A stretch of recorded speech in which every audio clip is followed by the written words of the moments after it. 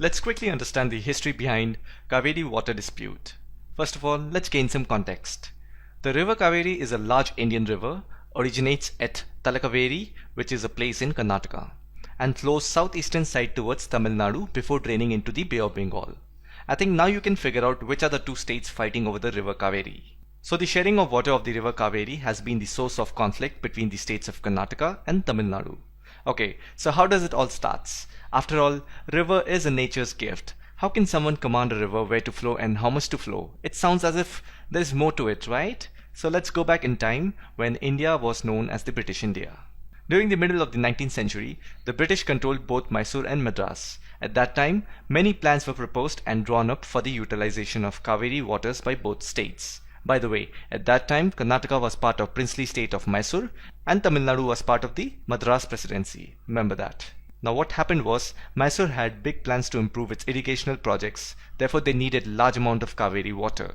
Of course, this idea got opposed by Madras presidency, and the reasons were simple. If you hold up the water in the middle, how are the people at the receiving end of the river going to get sufficient water?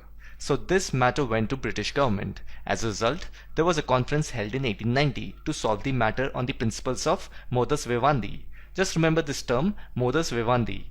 It means an arrangement of agreement allowing conflicting parties to coexist peacefully. So the idea was to allow Mysore with their irrigational projects and give practical security to Madras to any loss of interest. They were trying to make both the parties happy. With that, the agreement of 1892 was signed. Things got a little heated up in 1910 when Mysore King Nalvadi Krishnaraja Vodayar and Chief Engineer M. Visvesariya came up with a plan to construct a dam. Now this move got Madras presidency really mad and they refused to give its consent for this move because Madras had its own plan to build a storage dam. Again, the matter went to Government of India. They again came to an agreement and signed what is called the Agreement of 1924, which had a lapse date of 50 years, meaning this agreement would come to an end after 50 years. Now this problem got even bigger post-independence. In 1947, India won independence from the British. In 1956, the reorganization of the states of India took place, and state boundaries were redrawn based on language preference. As a result, parts of Malabar went to Kerala state, Puducherry became Union Territory.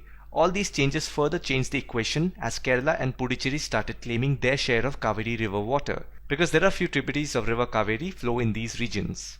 And in 2007, the Kaveri Water Tribunal set up by Supreme Court came to a verdict in which it said the Kaveri water will be allocated annually to all the 4 states in a certain ratio. The dispute still continues as all 4 states are protesting to review petition, seeking clarification and renegotiation of the 2007 order. So this is all you have to know about history behind Kaveri River dispute.